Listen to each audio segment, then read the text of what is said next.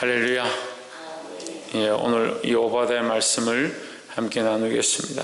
이 오바댜의 말씀이 우리에게 귀한 도전들이 되어지고 오늘 하루를 살고 우리의 삶을 살아가는데 거룩한 좌표가 되어지고 하나님의 마음을 알게 되는 큰 뜻들이 있기를 주의 이름으로 축복합니다. 오바댜는 기원전 589년경에 기록되었고 오바댜의 뜻은 주의 종이다. 주의 종이 주께서 주신 말씀을 그대로 선포하는 말씀입니다. 이 앞에서 보면 오바댜가 이 에돔에 대해서 에돔을 쳐서 심판하는 것에 대한 말씀을 예언하고 있습니다. 에돔은 하나님 안에 있는 것처럼 했지만 하나님께로부터 난 백성 같지만 거기서 벗어나버린, 하나님께로부터 상을 받아서 장자의 주권과 권세를 가질 수 있었지만 세상과 타협해버린 자들의 모습이다. 그래서 결국 3절에 보면 바위 틈에 거하며 높은 곳에 사는 자여 내가 중심에 이르기를 누가 능히 나를 땅에 끌어내리겠느냐 하니 너의 중심의 교만이 너를 속였도다 했습니다. 결국 이 에돔이 왜 멸망하느냐? 교만해서 멸망한다. 근데 이 에돔의 멸망이 교만에 있는데 그럼 이스라엘의 멸망이 어디 있느냐? 이스라엘도 똑같이 교만하면 망할 수 있다. 그것을 경고하는 겁니다. 그래서 12절에 내가 형제의 날 곧 재앙의 날에 방관할 것이 아니며, 방관하지 마라. 저들이 교만해서 멸망하는 것을 보고 너는 괜찮다라고 생각하지 마라. 그들이 교만해서 멸망한 것처럼 너도 교만하면 똑같이 멸망을 당하고 심판을 당할 것이다. 항상 하나님 앞에서 교만하지 아니하고 겸손해야 된다라는 겁니다. 그럼 교만이 왜 문제냐? 하나님 없기 때문에. 교만은 하나님 모르는 것이 교만이에요. 교만을 목이 곧은 자가 교만이다라고 생각하는데, 물론 목이 곧고 숙이지 아니하고 하는 것은 현상적인 부분이고, 실제 교만의 모습은 어디 있느냐? 근원적인 부분은 어디 있느냐? 하나님을 생각지 아니한다. 겸손한 자는 왜 하나님 앞에 귀하냐? 하나님을 두려워한다.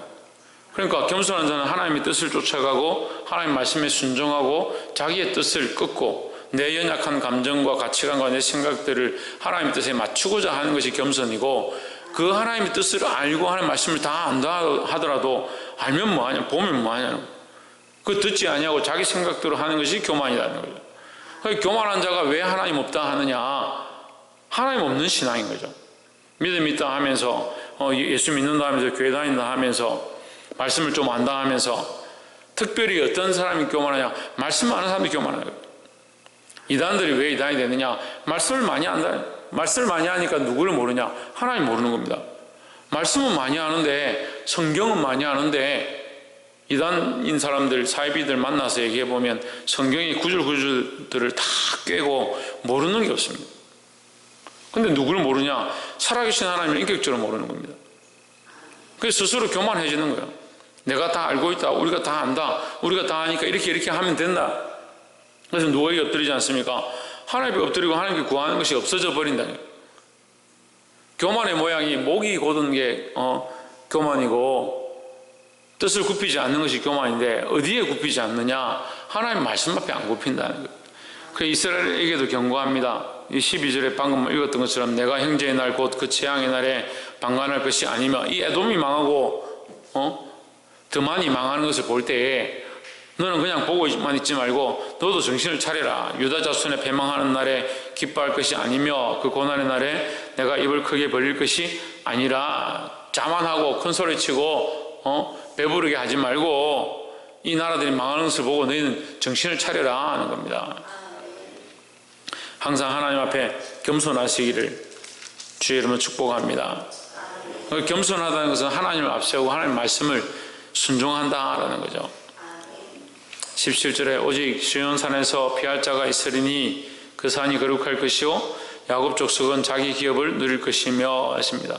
이 모든 열국과 열방과 또한 형제인 나라들조차도 심판을 당할 것이지만 17절에 이 소망의 말씀이 있는데 오직 시온산에서 피할 자가 있으리니 했습니다. 우리가 피할 수 있는 곳이 어디냐? 시온산밖에 없다. 시온산에 피한 자는 피함을 얻을 것이고 심판을 받지 않는다. 이 시온산은 뭘 얘기합니까? 하나님의 성, 하나님 성을 얘기합니다. 다윗의 성을 얘기합니다. 우리가 어제 이 아모스 말씀 끝나는 부분에서 하나님께서 다윗의 무너진 장막들을, 그 천막을 회복하려고 그 틈을 메우고 다시 온전히 할 것이다 라고 말씀하셨습니다. 이 다윗과 언약한 것, 그 약속한 것을 다시 회복해 하신다. 이 시온산이 뭐냐? 다윗의 장막이 있는 곳이고 하나님의 성전이 있는 곳이고, 시온산이 좀 더 나아가면 그리스도의 십자가가 있는 곳이다. 우리가 피할 수 있는 곳이 어디냐? 그리스도의 십자가고 하나님을 바라보는 것밖에 없다라는 거죠. 다른 것에서 자꾸 피할 방법을 찾고 구원의 길을 찾아서 안 된다라는 겁니다. 우리의 구원의 길, 우리의 유일한 통로는 뭐냐? 예수 그리스도밖에 없다라는 겁니다. 오직 시온산에서 피할 자가 있으리니 그 산이 거룩할 것이요 야곱 족속은 자기 기업을 누릴 것이며 했습니다. 우리의 기업이 어디 있느냐? 이 야곱 족속이 기업을 누린다. 그 기업은 언약에서부터 시작되는 것이다. 기업은 보십시오. 자, 달란트를 받았습니다. 그 달란트를 가지고 수고해서 그것을 남긴 자에게 하나님께서 상을 주시고, 너는 더 큰 것에 네가 작은 것에 충성했으니 더 큰 것에 참여해라. 그렇게 주시는 거죠. 그럼 뭘 줬습니까? 기업을 주는 겁니다. 달란트를 더 주시는 것은 나오지만 어쨌든 그것이 뭐냐? 기업이다. 그냥 무턱대고 아무것도 하지 않았는데 기업을 받는다. 이게 말이 안 되는 거예요. 기업은 또한 마지막 때에 우리에게 어떻게 비유되어지느냐? 상급으로 비유되는 겁니다. 지금 우리가 이 땅에서 살아가는데 믿음으로 살고 그리스도 안에 살고 하나님 뜻을 따라 사는 자에게 뭘 주시냐? 이 기업을 주는 겁니다. 그러면 그 기업은 왜 기업을 얻게 되느냐? 계약을 따라서 우리가 계약서를 쓰면 이 어떻게 하고 출근을 어떻게 하고 며칠 근무를 하면 월급을 얼마 주겠다. 그 연봉 계약을 맺는 겁니다. 그 계약을 맺었기 때문에 뭐가 있느냐? 거기에 대한 대가가 있는 겁니다. 하나님 앞에 이 시온산의 의미는 뭐냐? 하나님과 언약되어진 언약의 백성이 사는 것이다. 그 언약이 된 백성들에게 언약대로 살고 하나님의 뜻을 따라 사는 자에게 뭐가 있느냐? 그에게 상급이 있다. 그래서 언약되어진 시온산으로 돌아와서 하나님께 붙잡힌 바 되고 그 뜻대로 살고자 하는 자에게 뭘 주시냐? 그 기업을 허락하신다는 거죠. 17절 말씀이 거룩한 것이요 그 산이 거룩할 것이요 야곱 족속은 자기 기업을 누릴 것이며 했습니다. 그 하나님 안에 돌아와서 하나님 뜻대로 살고자 하는 자에게 뭘 주시냐? 기업을 주신다라는 겁니다. 이것은 우리에게 천국 소망이죠. 19절에 남방 사람은 에스의 산을 얻을 것이며 평지 사람은 블레셋을 얻을 것이요 또 그들이 에브라임의 들과 사마리아의 들을 얻을 것이며 베냐민은 길앗을 얻을 것이며, 자, 이 이방 나라의 땅들을 얻는 것에 대해서 얘기합니다. 누가 얻느냐? 시온산에 돌아온 이 야곱 족속들이 얻는 겁니다. 여러분, 우리가 이제 성경을 그냥 보면 안 됩니다. 이게 성경이 하나님 말씀을 보면요, 창세기로부터 요한계시록까지 연결되지 않는 것이 없습니다. 이게 딱딱 들어맞는 거예요. 우리가 다 보지 못해서 그런 거죠. 이스라엘 백성이 출애굽해서 가나안 땅에 들어갑니다. 가나안 땅은 누구의 땅이었냐? 이방 족속과 그 가나안 족속 7족속이 취하고 있던 땅이었습니다. 적과 꿀이 흐르는 땅이다 그렇게만 볼 것이 아니고 그들이 뼈아삭 같은 땅이라는 거죠. 근데 하나님께서 오히려 그것을 빼앗아서 누구에게 주시냐? 이스라엘 백성에게 주셨습니다. 그들에게 기업으로 나누어서 그들에게 차지하게 하십니다. 달란트 비유에서 한 달란트와 세 달란트와 다섯 달란트를 가진 자들이 있습니다. 한 달란트 받은 자가 어떻게 합니까? 땅에 묻어둡니다. 하나님과 그 언약의 관계를 잊어버리고 땅에 묻어두는 겁니다. 결국 어떻게 합니까? 그 한 달란트를 가져와서 바치지만 그 한 달란트를 가지고 주인이 뺏어서 다섯 달란트 받은 자에게 주십니다. 이것을 뺏어서 여기에 주는 겁니다. 이방 족속들이 있었던 그들이 하나님 앞에 엎드렸으면 그들도 또한 하나님의 은혜로 구원에 이르렀을 건데 그렇게 하지 못한 자들 그 땅을 뺏어서 야곱의 족속에게 기업으로 줘버린다는 거죠.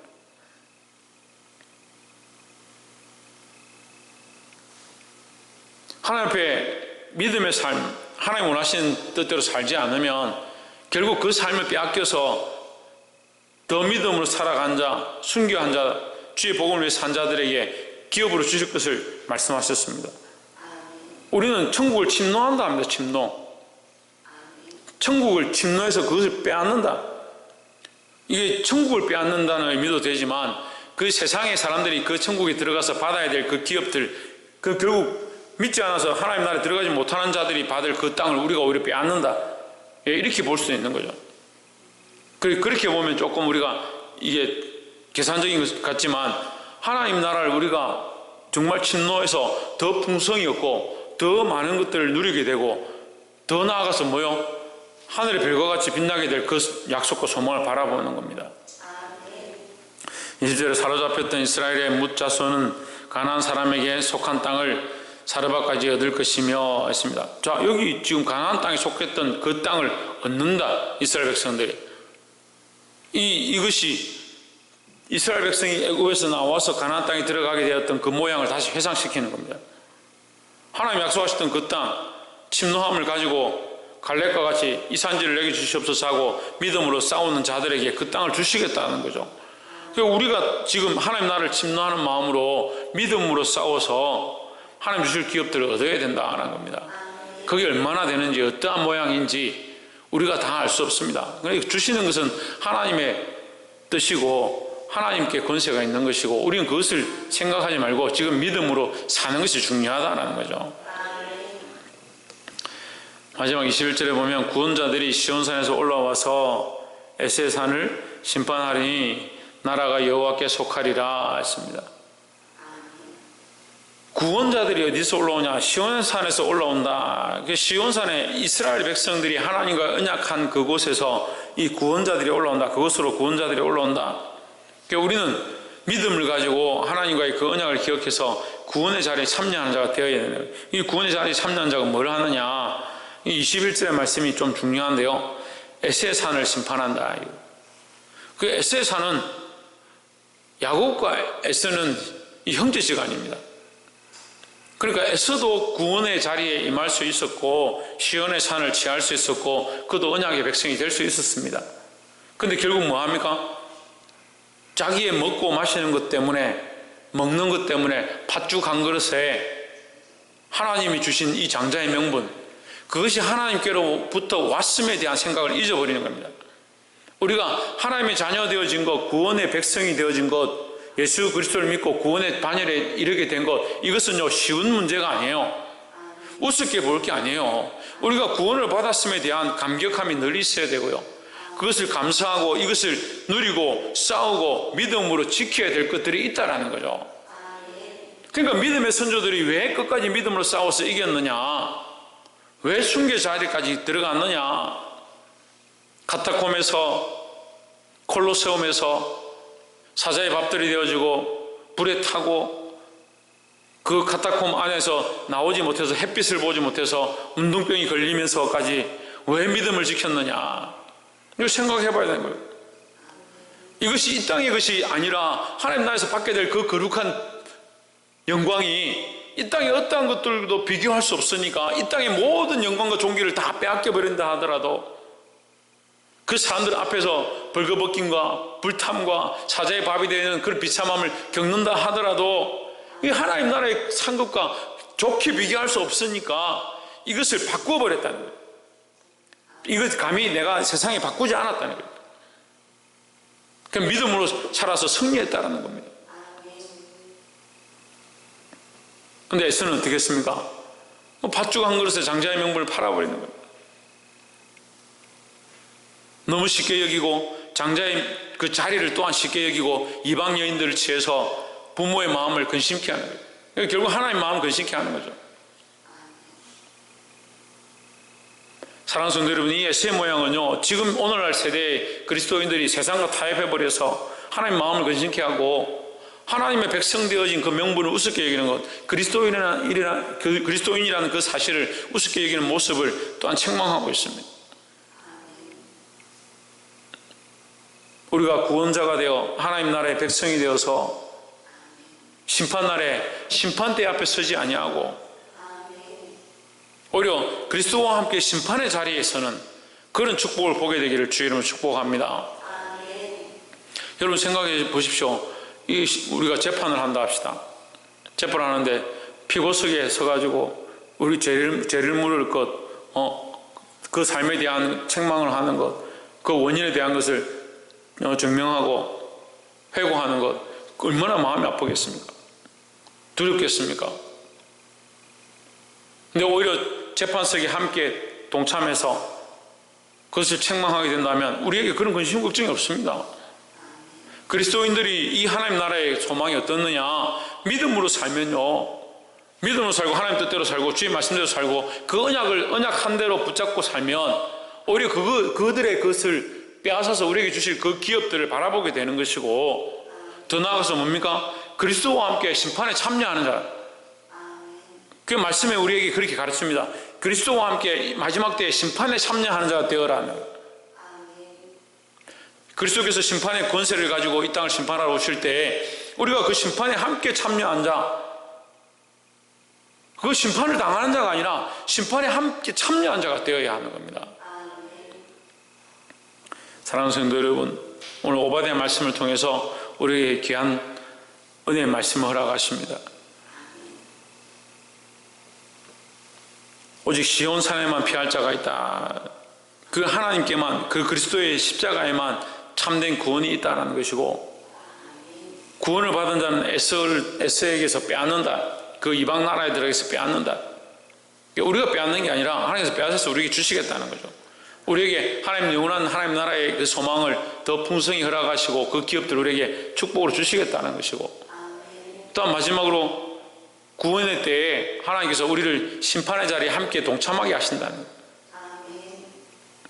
그럼 물론 어떻게 심판하고 어떠한 방법으로 어느 자리에 서고 그때 가봐서 알겠죠. 지금 우리가 다 알 수 없습니다만 어쨌거나 심판을 당하는 자리가 아니라 심판하는 자리에 동참하게 되는 그 기쁨이 우리 안에 있기를 주의 이름으로 축복합니다. 그러니까 근심 걱정할 필요가 없습니다. 믿음으로 사시기 바랍니다.